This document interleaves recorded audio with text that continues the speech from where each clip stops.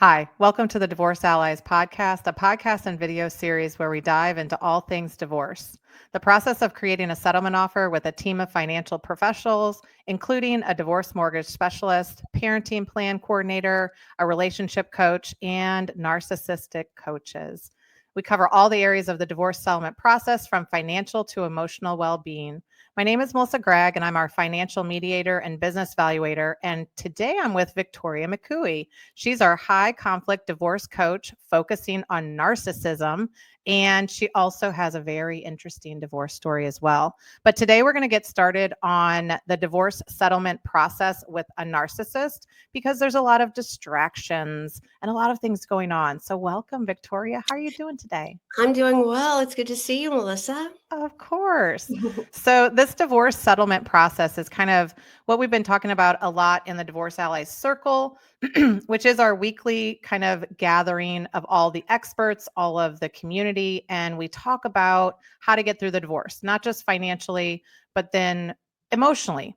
And what most people think of when they're going through some of this emotional stuff is they get really focused on the financials and they get really focused on like alimony and child support and what am I going to do? But the reality is the divorce is a process.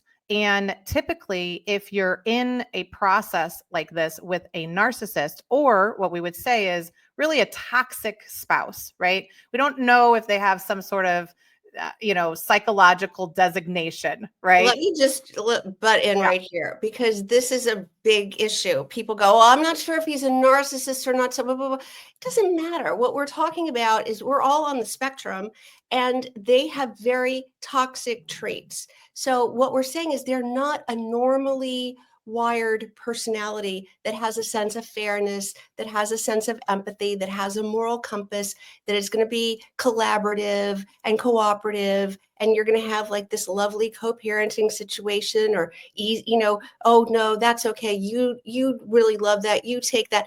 We're talking about, it's not that. It's a combative personality who wants to win and has no sense of fairness and has no empathy and has no moral compass. So that's what we're saying. Are they diagnosed as a narcissist? It doesn't matter. We're just saying they have these narcissistic traits. Right. And normally, when you're a normal person and you're going to negotiate and you read these books and you get all this advice, this is kind of negotiating with other normal, rational people. And what we experience in the divorce process, and typically you're going to either go, through the court system in tandem with mediation or collaborative divorce. But when you have that toxic spouse, that's where we're going to get into situations where you need to understand what other resources you need, how you need to pivot. And quite frankly, this is where planning emotionally, which is a concept that people don't quite understand, but planning emotionally, focusing on self-regulation, focusing on what triggers you is going to help you with this process. But I think to just get started, most people understand their toxic relationship. They understand how to, tiptoe around their spouse on a daily basis.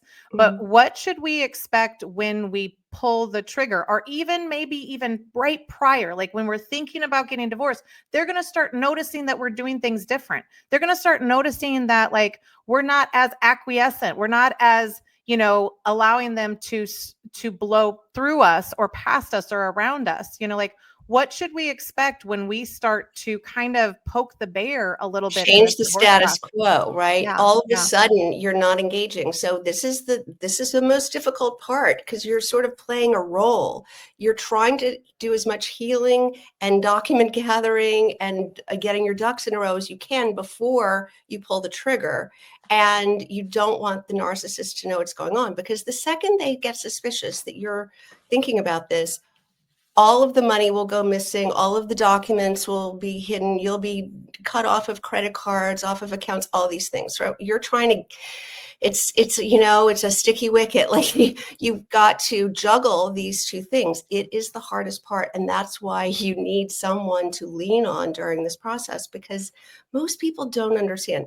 Here's what I hate when you go to your lawyer and they just have their playbook that they use for every client, they don't know the difference. They're not aware of what it's like to be married to a narcissistic spouse. So they go, okay, well, first you want to talk about what you try to come up with a list of things that he wants and a list of things that you want, and talk about the kids and talk about how you're going to do this, and try to get something in writing to start the ball rolling about what.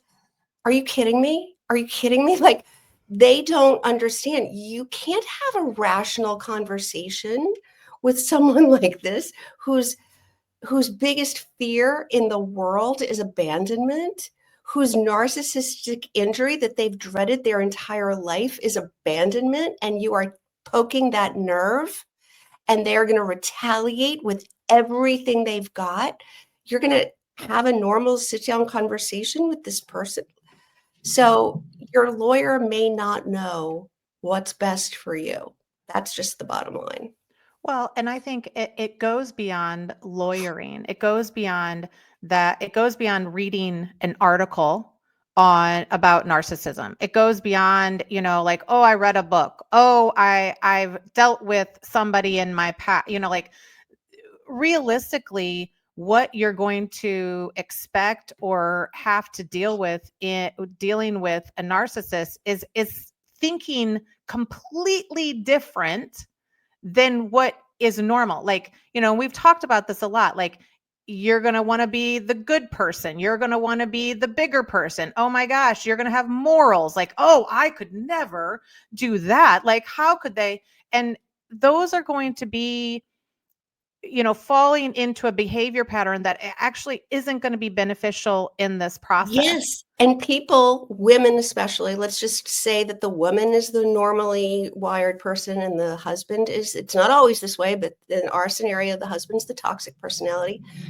They are in this relationship because of their personality as being a people pleaser, because they put other people's needs before their own, because they feel like they have to earn their value or prove their worth or buy the other person's love and affection. So they're already teed up to be the one who succumbs to whatever.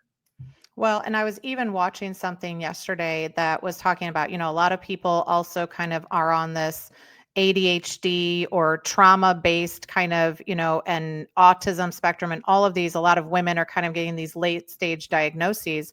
And so I was listening to something about, how people kind of trick them initially. And a lot of times these narcissists, when they first get into a relationship with you, like they're testing you, and one of the things that they could do is be like, oh, Victoria, I love that purple sweater that you have on. Like, that is gorgeous. I love it. And you're like, purple sweater. Oh, that's not purple. The more at some point, if within that conversation, they convince you to start thinking that your sweater is purple, they now know that they can mentally manipulate you. And they're doing these things at the very beginning. Like you probably have no recognition that at the very beginning, there were these kind of things of like, can I get you to think different? Can I get you to see the reality that you fully know you have a black sweater on, right? I think, I don't know. I can't really even tell.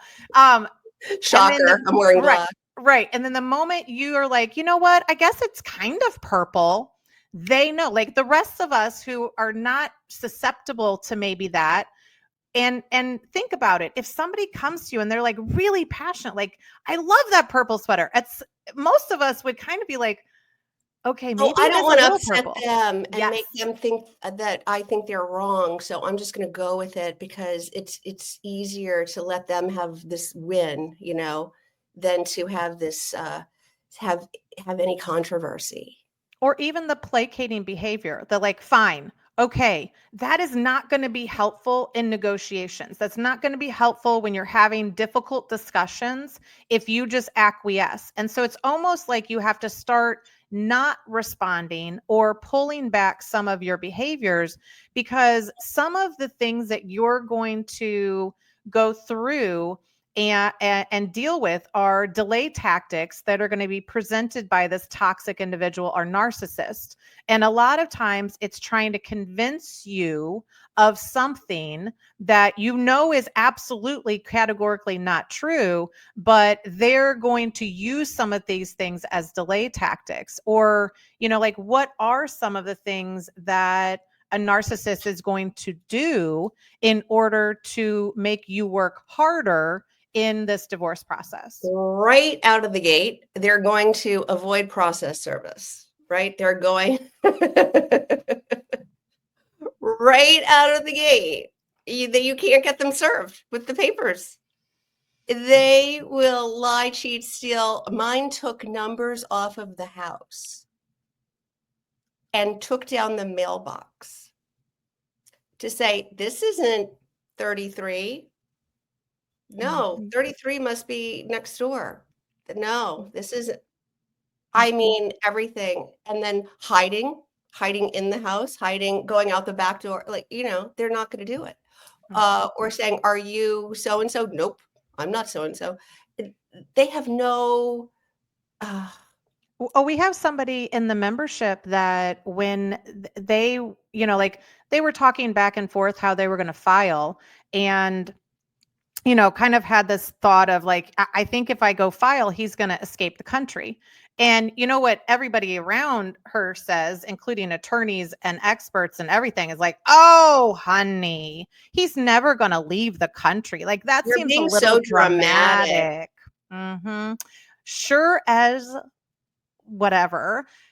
She filed. He was in the wind to another country within 24 hours. And this is a state where you have to have you have to serve them and then wait for 6 months before you can do anything.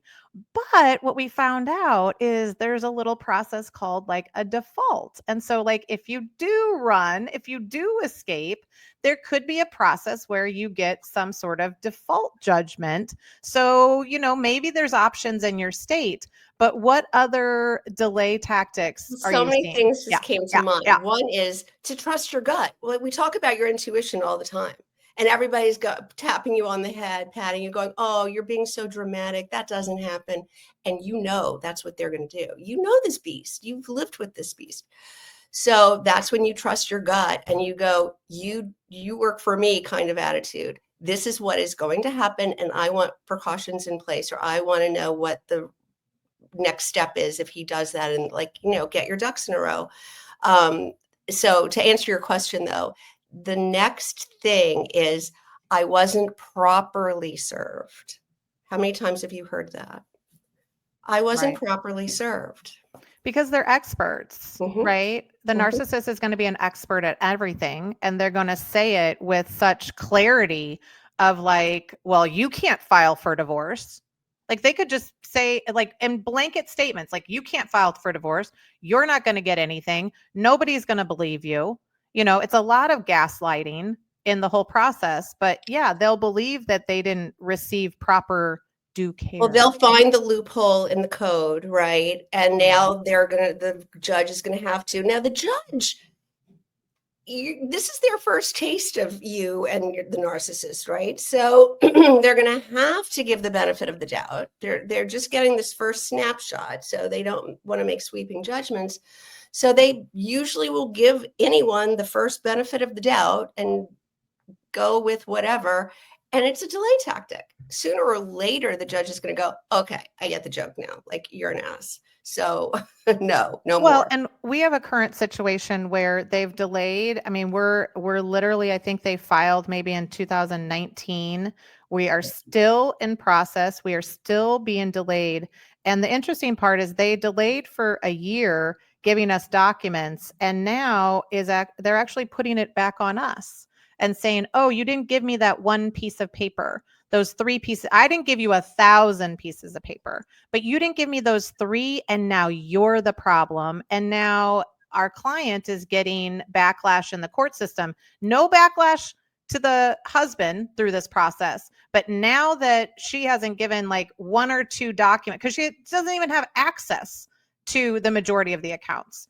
So discovery, I think, is one of the areas that they just Absolutely. over and over and over delay. You hit the nail on the head. First, they'll just ignore it for as long as they can. And then when push comes to shove, they will give a fraction of what is supposed to be, and it will be completely strewn everywhere in no particular order. It'll take lots of time and money for your lawyer's staff to sort through and organize and figure out what they have and what is still missing.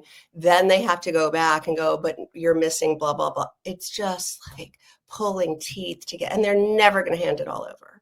Yeah. At the very beginning, it's like drip, drip, drip. It's like waterboarding. Like they're just going to drip, drip, drip and annoy you until, and realistically, it's because they don't really think they have to play by the rules. Like in their life, they haven't really had to play by a lot of those rules. And so they're like, what's the court going to do to me? What's the judge going to do to me? Because they know that there's no police coming in to say, oh, you need to give that money back. Oh, you need to give her access to the money. Like when they take the money, there's not I've almost never seen the court rectify the situation ever until the end. You know what I've run up against is when you do make a motion or a contempt of court, or you have to tell the court what remedy you want. And they're waiting to see. The only remedy sometimes is jail. Like if they don't comply with this, whatever, and the court's kind of looking at you like, okay, so what's the remedy? What you're requesting? You want to put the father of your children in jail? It's like, so now you're the bad guy because that's the only remedy, and they're making you feel like a jerk. Yeah, and most of the time that's only a remedy if they like hurt you, harmed you, did something physical. Like I have worked in a lot of court systems, and there are certain states and certain courts that, attorneys would be like, oh, that's never going to be allowed in this situation. Like we'll go and get that taken care of. And there's the majority of other courts around the country that are just laissez-faire about this. And so you're filing a petition to get divorced. You're thinking that you're hiring an attorney to protect you. You're thinking you're hiring other people to protect you, and that the court or the judge will see through it, but they typically do not.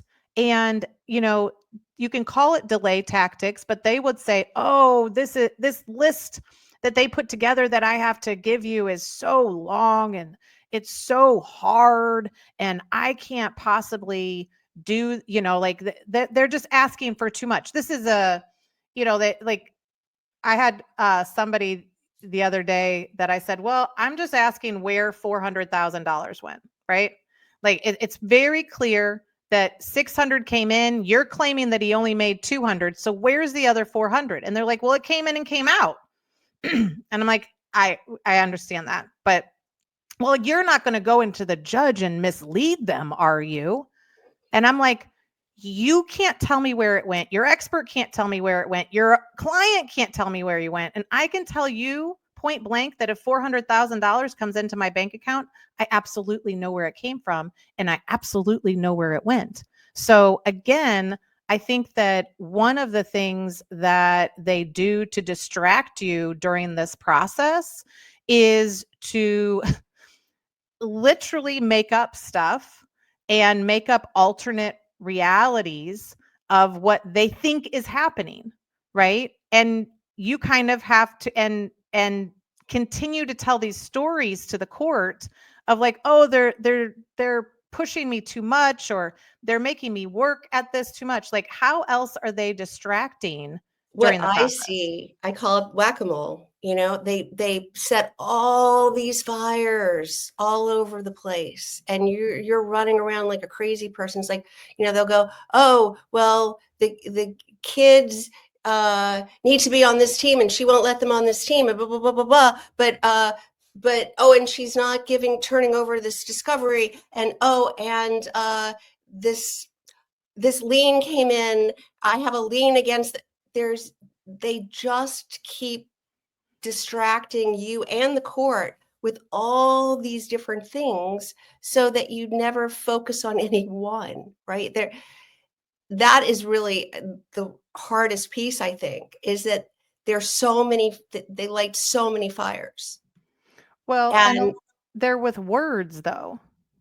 Normally like they're just saying these things. Like they're not showing yes, proof. They're not showing evidence. exactly. Or, they'll make up some drama about the child and how she shouldn't be taking them to this therapist because it'll just be like much ado about nothing because they don't want you looking over here. Right. Like, yes, judge, I know I took $100,000 and depleted the joint account, but my wife owes me $3.45 because I paid for little Johnny's drink at the hockey game. Right. And everybody else can see like the ludicrousness of what's happening. But again, you're erroneously thinking that the court system is somehow going to protect and save you. And that's where I think that a lot of times what we're even talking about in the divorce allies is that you have to empower yourself to know what is reasonable, what is acceptable, and then how do you find evidence to combat what they're saying when they literally are just gaslighting you, like literally making up, like you and I have talked about this a lot, that they like literally like throw a ball in the corner, and whatever corner they're throwing that in, obviously you should look the other way because there's no way that they're going to uncover, but the narcissist has no ability to stop themselves from telling on themselves, right? They don't think we see it because they're usually very chaotic about this as well. But if they're telling you to look left, then you look right. If they're telling you to look up, then you look down. Like every time that they kind of shine some light on something that they perceive is very important, it's usually to get you to go snowball in that space. Yes. Because So they've said something baloney and you're like, oh, how could you say that? And you get all riled up, and now you spend all your energy and time looking over here when the real mover of the needle of the divorce was over here, and it requires you to pay attention. This is a really good spot to stop and remind everyone. This is exactly why you can't talk to the narcissist during this divorce process. You can't have conversations. You give bare minimum, ideally on a parenting app only, just the logistics that you are court ordered to share. No more. No, oh, I wish this would happen. I wish that would happen. Everything they do is calculated to get some result from you, to get an emotion from you, to distract you, to mislead you, to whatever. So don't expose yourself to it. A lot of times you're living together. It's very difficult. This is your adversary. You cannot, and it's so hard when you're trauma bonded. That's why the healing part is so important to do in conjunction with this. You're never going to be fully healed so that you can wait and then file for divorce. It's a long process. So you have to heal and get strong enough and independent enough without this toxic trauma bonded person to get through it, to not take the bait, to not fall down into the trap again. So find support, find another person to talk to, find another outlet. You've got to not engage and expose yourself to the manipulations. Well, and the interesting part that you talked about is that, we have another client that is in a certain state. A law firm has created a court communication product that is similar to a really well-known one out there, Our Family Wizard. So they created their own, and it's currently being used right now in a case, and it's currently being used for the spouse to abuse my client through a court-sanctioned communication process, which obviously no one is paying attention to. But what that gets you to understand is that the court system can't really determine between the who's the toxic spouse, because what the narcissist does really well is kind of say you're crazy, and the court system is like, well, are they crazy, or is this really a narcissist, or is this just a bad relationship, and things like there, so what is some of the most frustrating part of this divorce process with a narcissist when our our relationship with them is hyper communication. Our relationship with them is telling them everywhere that we're at, what we're going to wear when we go, like everything, because they've created that that's how we stay safe. We stay safe if they know everything about us. And now you have to break that habit of hyper communication, even to outside parties. Like you almost have to start to internally dealing with some of this as well. You've also gotten into the habit of doing damage control for them. Mm-hmm. I can't tell you, me personally, I remember not telling things like to the forensic psychologist that would have helped me because I still felt like I had to protect him. Crazy. Mm-hmm. Right? So you end up, this is a trauma bond. This is this really intricately woven relationship you're in, and not everyone can understand it if you haven't been in it. And it takes a really long time to unravel from that. And that's why you need so much help and guidance and someone to communicate all these things with that you're going through, that you're feeling, because they're unique. If they don't make sense, you could be a very rational, intelligent person, but this is bigger than you, the way they have gotten you embedded into this bond with them. So I'm saying that to give yourself some grace. And it's not that you're not equipped. This is really hard to do. And it takes time and it takes the right support. So just know it's there for you. The support is there.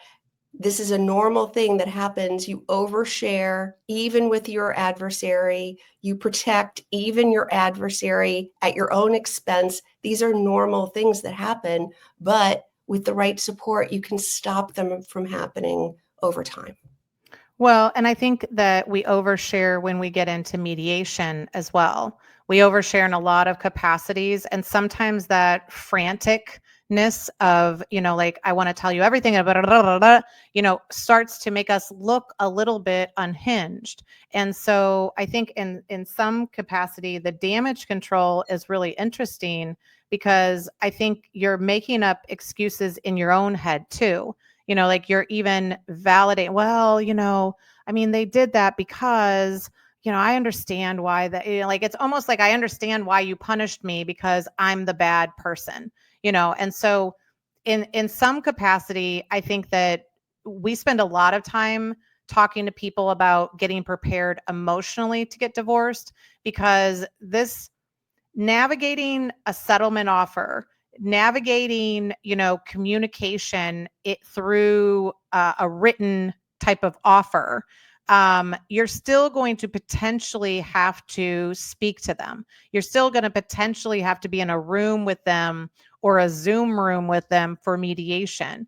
And they're waiting for those opportunities. Like, you don't think that they know they have a court appearance, and you don't think that they're going to be waiting for you on the first level when you need to go to the third level, and they're hoping that you don't walk in with your attorney. They're hoping you walk in alone so that they can just it's not even like an actual communication. It's that they want to just throw you off your own stability, right? And so even if you just see them in the hallway and they will say something, they will say, "Oh, are you ready today? Are you," like, whatever it is, it doesn't even matter what it is that they're going to say. They are laying in wait in order to trigger you, because that is the only thing that they have the capability of doing. Yes, never be alone. This is, I have the perfect example of how even even in this scenario. So my client in this case is the man, and the wife is a bully. She's narcissistic. She's a bully, and he wanted to go to the home where he's moved out. He wanted to go into the home to retrieve some things. And so he told her that he was going to come at 5 o'clock, and he thought it would be best if she wasn't there. And she goes, "Oh, I'll make sure I'm here." Like, this is all very new, this separation. And so he's telling me, like, I don't know, like, what is that? How should I handle this? I said, bring a friend. He goes, really? Because he's the man. I go, bring a friend, bring someone there. You need a bodyguard, an emotional bodyguard, someone she's not going to make a fool of herself in front of. And he said, I feel so stupid asking somebody. I'm like, you asked me, that's what I think you should do. And he did it. And later he said, thank God. Thank God I had someone there, because the 2 minutes that we overlapped, she was primed to go after me, not physically, but emotionally. And she like kept pulling herself back because there was a third party. Well, and I think another thing that you can do is determine in your state if you can record with one party consent. So in states where you have to have both parties consent, you are opening up a can of worms. We had a client that crossed over to another state and was recording, and because they didn't have the consent, they had to produce all of those recordings and videos and such. But if you have to go alone and it's one party consent, you can record the conversation. You can record what's going to happen, because if you go into these situations alone, it's a he said, she said. Your entire life, typically with a narcissist, because they're so alienation, they just live on alienating you from all of your people, is always a he said, she said. Like, you really may only be able to catch them a couple times where they slip up and there's some sort of proof for what they've done. But a lot of it's really covert. It's when no one's around. It's really demeaning and kind of trying to pull you down emotionally.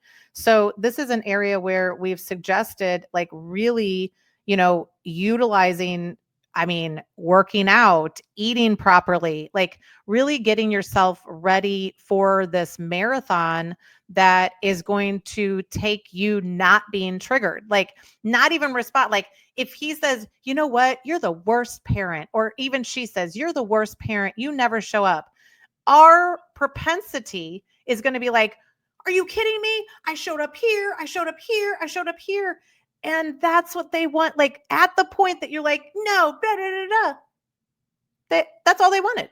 They wanted to trigger you. They wanted to get you so riled up. So now you're trying to defend what you know is true against a lie, as opposed to defending the other things and getting evidence for the things that actually could change this whole scenario. They know how to distract you. So you need to have phrases at the ready that you have to deflect or to end the conversation, so that you don't get pulled into one of those circular word salad arguments that they love to keep you in. So it's funny, a client and I were just talking about some that she could use yesterday. I'm sure you believe that. Well, that's one way of looking at it. Things that can't be argued. Mm-hmm. I'll have to think about that. Got it. Or I'll think about that. Got it. Mm-hmm. Yeah. And remove yourself. If they start chasing you and barricading you in to have an argument, you need to call the police, right? They can't contain you. Yeah, and that's one of the central things that we do discuss, is that even deciding to take the first step and actually filing for divorce could start World War III. And it really is a safety issue first. And that's where your gut instinct, again, this person telling us that her husband is going to leave the country. I mean, I've been told that a lot, right? I've been told that they're going to do certain things. They're going to burn down the house. They're going to take the kids. And they don't always happen. But if you believe something like that's going to happen, then it's in your best interest to set up some protective measures. And you can't control everything. We talked about cameras. We talk about, living with other people that could be also protective. But when it comes right down to it, if they want to figure out a way, they're going to be stalking you in some capacity so that they have opportunities to do that. And it means that if they know that you're going to the same places every week, they could show up there. Like, one of the things that we tell people is you have to start to switch up your pattern. And when you switch up your pattern and they notice, then you know that they are watching. You know that they are paying attention. If you are doing things on your phone that nobody could possibly know about, but they know about it, then they're tracking your phone. If you're sending emails to people, your friends, and talking about all these issues, and you use a certain term, and then the next day they're like, "Oh, you're so fancy, blah blah blah blah blah," and they use the same terms, you're being watched. Like, a narcissist or a toxic partner has a much greater likelihood of tracking you in some capacity, and you're just blissfully unaware, right? Because you're self-reporting to them anyway and telling them, "Hey, I'm going to go to the grocery store, and then I'm going to go to Pilates, and then I'm going to be back," and blah, blah, blah, blah, because you're making sure that they don't come for you. Like, there's a lot of, in the abuse system, there's the honeymoon phase, and the honeymoon phase is going to be right prior to something going really, really wrong. It's like, "Oh, they're being really nice to me. Oh, they're bringing me things. Oh, they're gifting me things." Like, this is sometimes a honeymoon phase in a pattern of abuse, like physical abuse or mental abuse, that could erupt. You layer in some addiction issues, or you layer in some of these other things, and you have to be mindful to even your team. Like, what happens if your team doesn't believe you? Right? Like, did you have any of that spidey sense that your team just was like, "Oh, come on, that's not going to happen"? Like, how do you continue to protect yourself or your friends, right? You could even have your family like, "Oh, he's nice. She's really nice. Maybe you're just being dramatic." I didn't. I have a lot of clients in that spot. My friends and family all it had gotten to the point where they knew there was danger. So I didn't have any and he was so shaken. Again, that fear of abandonment was poked, and he retaliated in the biggest possible way. He was having fist fights when I wasn't even around. I mean, this wasn't the life we lived, but he was like provoked by anybody and anything at that point. So it was pretty clear that I wasn't lying.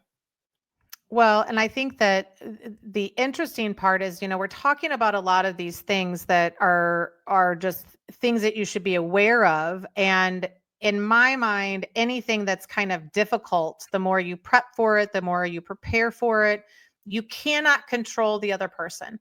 And especially if they're toxic. And so what you can start to do is control yourself, and getting kind of prepared emotionally gets you a little bit ready to negotiate with a narcissist.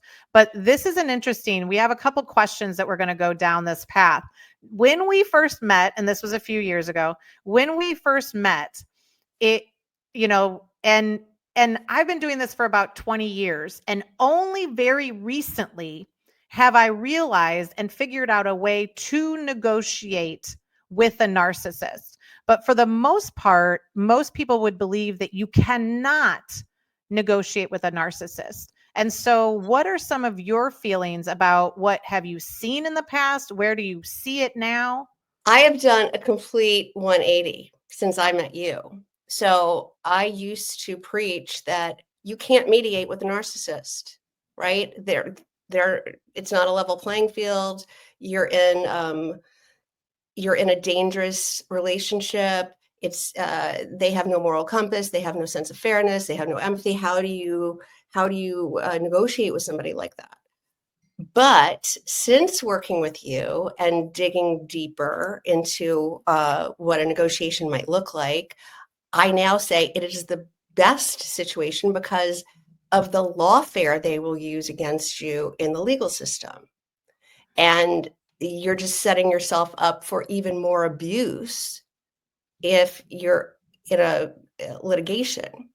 Now, you may need to have a divorce filing to have an end date, to have something to report, someone to oversee or report into, right? So it's not just open-ended.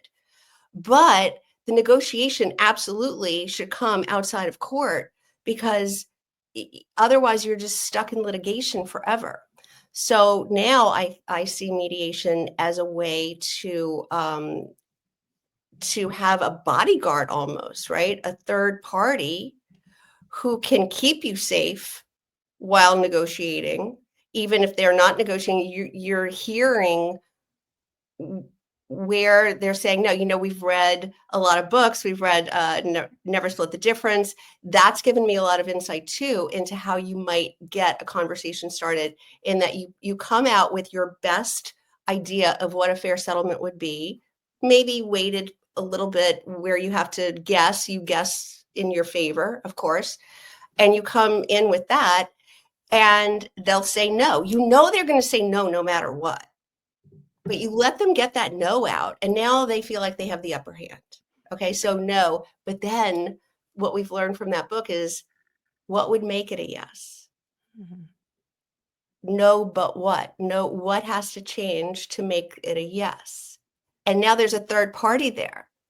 So nothing, they're going to say nothing will make it right. They have to start having the conversation. It is the most difficult thing ever, but with a court date looming and having a third party neutral there, hopefully keeping them contained, that I think is the best shot at getting a settlement offer with a court, with a trial date pending, right? And hopefully they have an attorney who can communicate with them to say, you are not going to do better than this in trial. And it's going to cost you a lot of money to go to trial, right? That's the perfect scenario. What do you think? Well, I think that when you're talking about power and control, the legal system is one place that an abusive spouse who has coercive control over the financial situation. So that means that they take the money, they move the money, they give you no access. They're going to use the court system to try to drain you. And they're going to drain you by saying, okay, go borrow money from your family. And then later on, they're going to be like, oh, well, you didn't really, they just gave that money to you. So you're not going to get that paid back. They're going to use it against you to try to break you down emotionally, financially, and all the other capacities. I think that what we're typically saying is, if you really have a toxic partner on the other side, you can't go into mediation alone, but it doesn't necessarily mean that it's an attorney, right? It means that you have to have the right players, and we're not saying without an attorney, but it's really you starting to take a little bit more control of the scenario and having the team kind of surround you or be your support system. So that means if you have the row of people behind you, you can move them up to be the shield. You can move somebody up to be the buffer. But even in mediation, the mediator is not your friend. The lawyer is not your friend. The other lawyer is not your friend. Sometimes the experts aren't even your friend, because the reality is the mediator, the lawyers, and the experts all know each other. We all know each other. We have to continue working together after your case. I mean, you want to know something crazy? I did last week. I had 2 meetings on 2 different cases in another state. Okay. The expert that showed up, and I didn't quite realize that it was the same expert, because I don't even know if I knew this for the second one.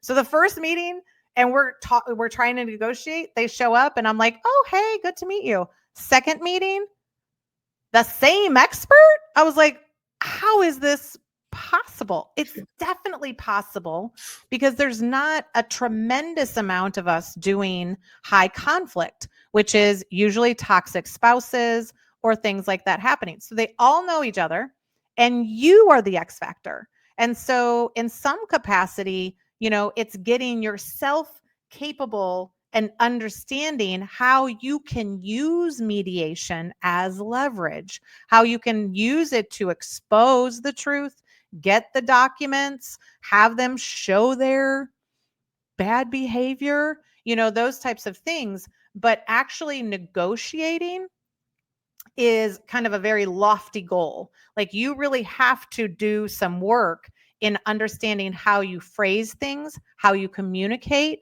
and alternative dispute resolution or mediation or collaborative divorce is all about communication and how you communicate, whether it instigates, whether it was meant to instigate, or whether it was meant to placate.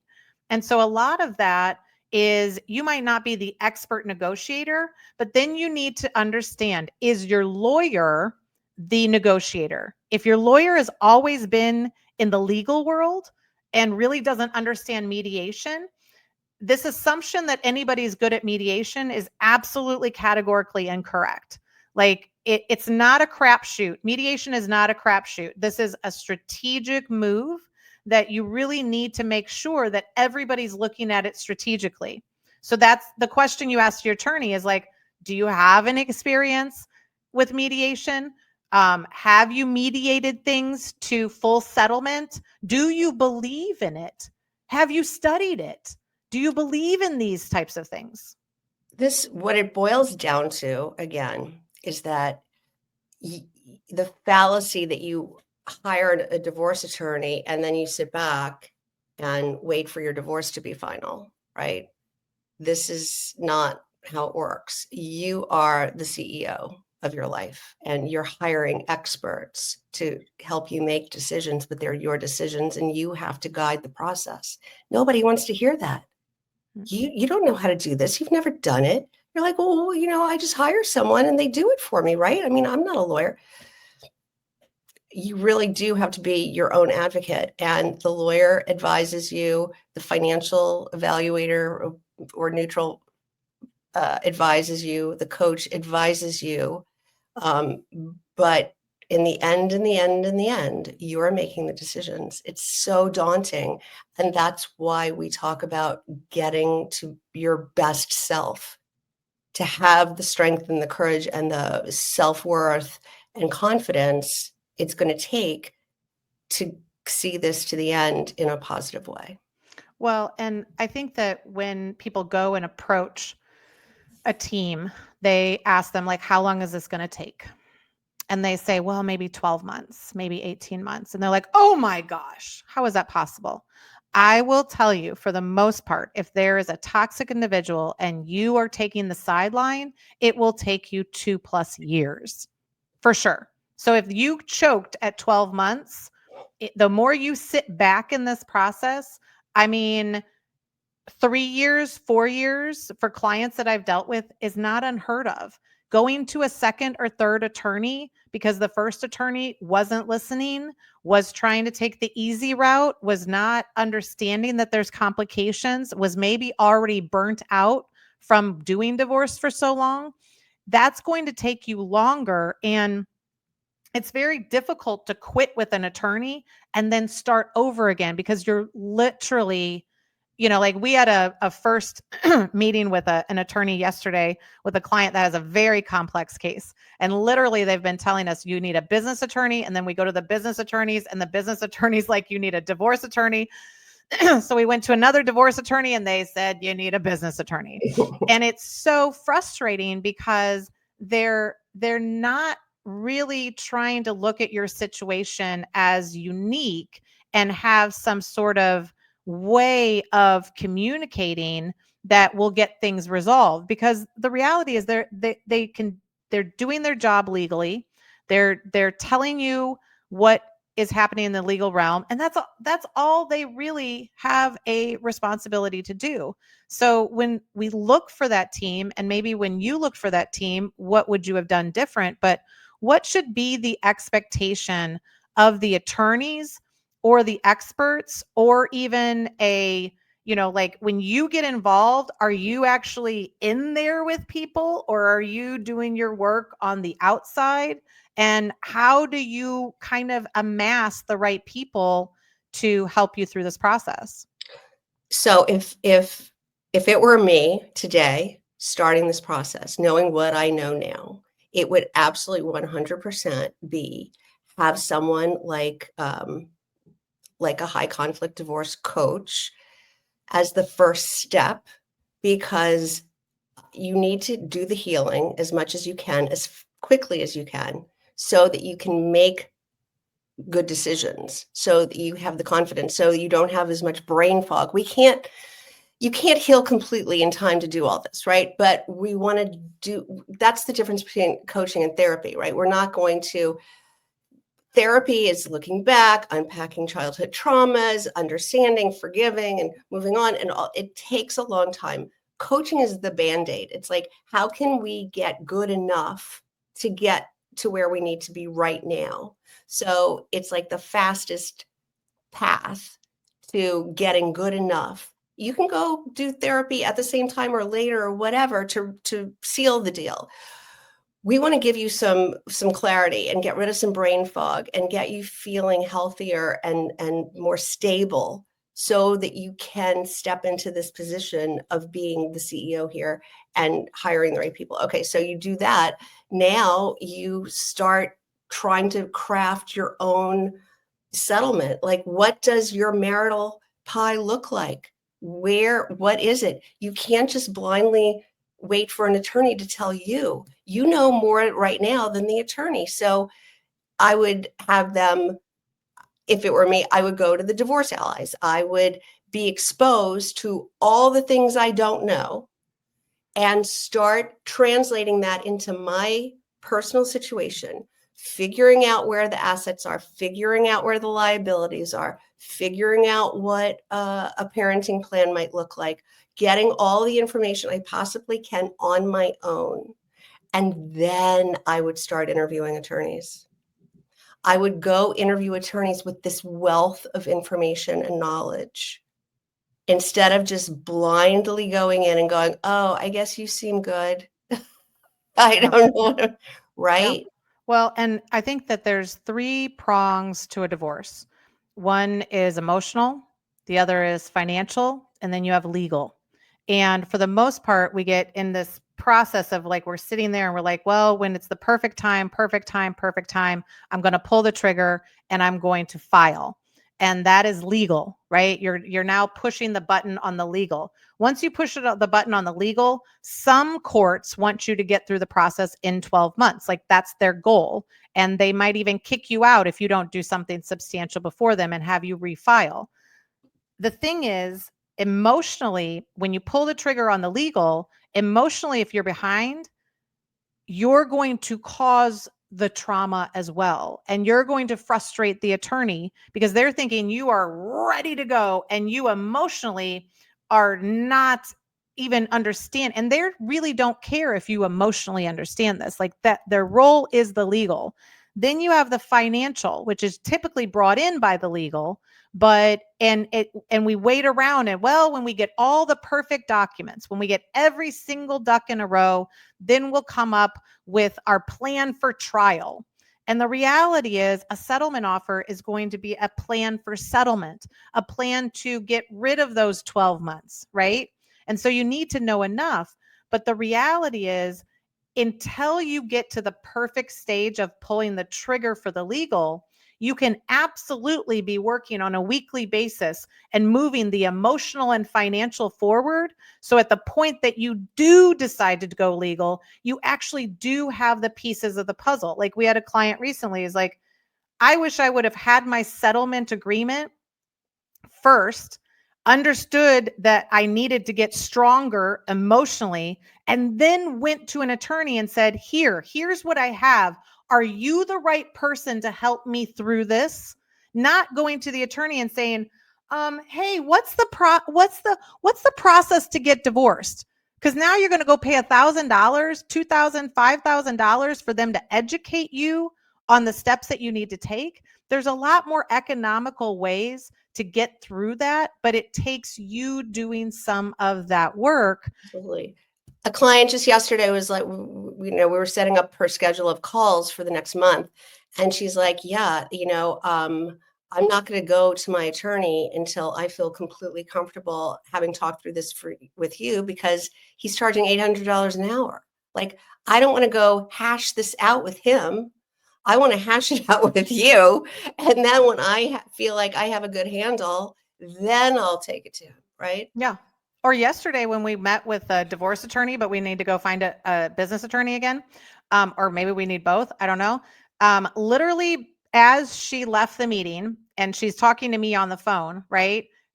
The attorney charges the card $900. I think we were maybe in there for an hour or less. We did get one, maybe two very good nuggets of information, but they weren't the path. So, the client's like, oh my gosh, I can't believe I just spent $900 and it wasn't even productive. Now, because I was there, I actually did get the two pieces of nuggets that we needed. And I was like, these are game changers. These are worth more than $900. But if I had not been there, we both talked about this, she would have missed it.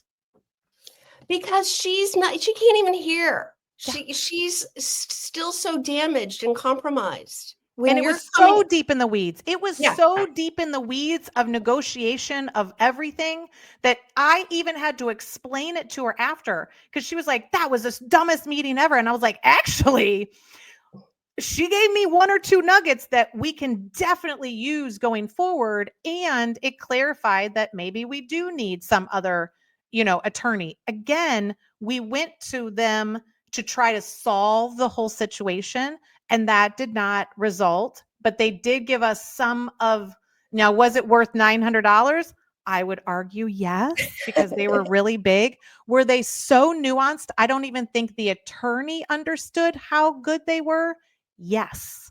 Like you can't lose the concept that when you have a narcissistic coach in the room, you have a financial person in the room, and you have somebody with legal, and then you have the person, you start to create this whole circle that is the full picture of knowing what to do next.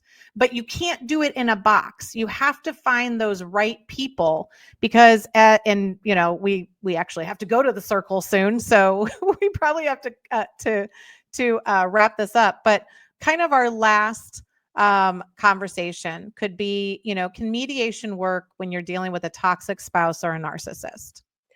Sometimes I think it's the only thing that can work, because otherwise you're waiting years to get to a trial. Yeah. And that's the biggest part. Yeah. That's the biggest part. The biggest thing that you don't have control in the legal system is the court dates, the trial dates. Like it's not just in our area, but in a lot of areas, most judges don't want to be a family court judge. So most areas force them to go through the family court as part of, then they get to the other courts, and then they get into appeals court and all the big courts that they want to go to. So the family law is kind of that's where they're an intern. Okay. Which means that they hate it. They don't really want to be there, and they definitely don't plan on staying there very long. They're going to do their 2 years and be out. So think about that. Most of my clients get a new judge because they rotate out in 2 years because they were just an intern, essentially, right? And the ones that no one has more than 2 years experience. Well, sometimes they do. And then a lot of times what they're doing afterwards is going into mediation. And so, but when you have no control over the legal system, because you'll be like, well, when's our next hearing? And they're like 2 months from now. And you're like, are you kidding me? I don't have any money. How am I supposed to wait for So I'm going to be for 60 days waking up in a panic every single day because I don't have any money and I can't afford a team. And so no one's giving me the best advice, but I got this attorney, but they were the cheapest attorney I got, which means they kind of suck. mediation is your opportunity to have I want you to look at it as like mini court. Okay. It's an area that you control that is like, you should treat it like the court system. You should go and be prepared as if you're going to trial to go into mediation. This isn't well, I hope mediation works. And then if not, oh, well, we'll go back. No, treat it, get the evidence, come with an offer, get your experts to prep you. Like, if no one's prepping you for the discussions that are going to happen in that mediation, you have the wrong team. Because most people do not understand mediation, not to the level of depth of how mediation is going to be the manipulation. And if you don't know the numbers, they're going to manipulate you. If you don't know the laws and the rules, they're going to manipulate you. And if you can't check your behavior, you're going to expose to them what you really want or what you don't want. And those are the three areas, again, the emotional, the financial, the legal, that if you go into mediation a little bit more prepared, right? And you treat it as if it is a hearing, because what you want is the mediator to kind of be like what the judge would be. So you're telling them things and trying to get them to understand certain concepts. If they don't, that is your indication that they will not understand it if you go to the judge, right? So you're working, it's almost like practice for if you have to go to court. But what if it works? What if you came prepared and it does settle it, right? Because you brought the offer, you brought the people, you were prepared to have that discussion. One of the things about a narcissist is they will make quick decisions, right? They will not be prepared. So they come to the mediation not prepared. They come to the mediation with no documentation, just their words, right? But what they will do is maybe make a quick decision. So if you're prepared to walk away with a settlement because you've done all of your work, they sometimes are prepared to agree with you. And if they agree with you, that's the whole point, right? You still have to leave that mediation and draw up the paperwork, which allows them time to change their mind. But that's where you would continue to use mediation to come back to that agreement. So you put together the agreement, you have these issues again, you pull in the same mediator and you say, hey, we're trying to get this agreement done. Can you help us mediate? So it absolutely is helpful. Victoria, tell them a little bit about how they could work with you one-on-one, and we'll run the Divorce Allies on the bottom. Yeah, that's my website, victoriamccooey.com, where you can go. The first step to working with me is to book what we call a breakthrough to break free call. So we on the call, we're going to make some movement. We're going to figure out how you can make a breakthrough right on the call. And then if we're a good fit and if you think that this is the right coaching program for you, we can talk about ways we can work together. So also, if you follow me on Instagram or TikTok or Facebook, you can find that link in my link tree in the profile. Yeah, and it's a lot of times it's the first step that we advise in the Divorce Allies is to talk to one of us about, your own situation. Victoria is the best first start, especially if you have a really highly toxic situation. The Divorce Allies is a group of 5 women who are there and it's really a community for women. But it's really there so that you are moving your process forward. So you're getting all perspectives, and each week you can move it forward and ask questions. There's live.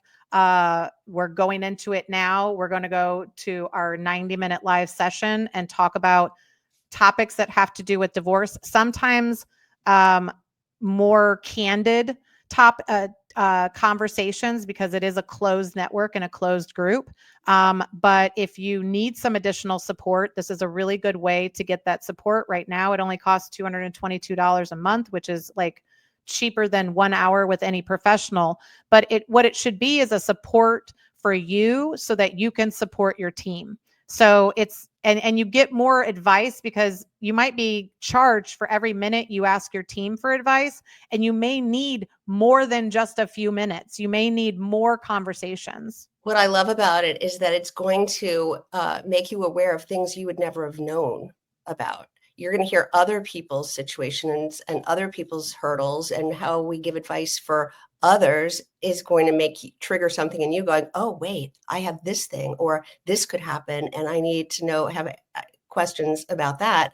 So instead of listening to, the narcissist abuse YouTube, going Right. down that rabbit hole, listen to this. This is going to expose you to all these things that you can really use. And then you know who you need to seek out as an expert. Absolutely. And we're a solution-based process. And so the reality is the divorce system, all the players are not there for the solution. They're not there to get you settled quicker. They make more money the more time you spend in the system. And so if you would like to not be in the system for longer, you have to empower yourself. So the goal of the Divorce Allies is to give you all the information you need to adequately settle your case in a very conclusive way financially, and then also with parenting plans and support. So join us. And if you want, you could reach out to any of us and get a link to one of the sessions. It's every week on Wednesday, 11 a.m. Central. And we can give you a link to join us and take a look, see if it's something that could assist you. We talk about settlement. We talk about getting things done. It's not just all feel good. It's actually putting it in motion. So thanks, Victoria. This was an amazing podcast, and we will see you soon.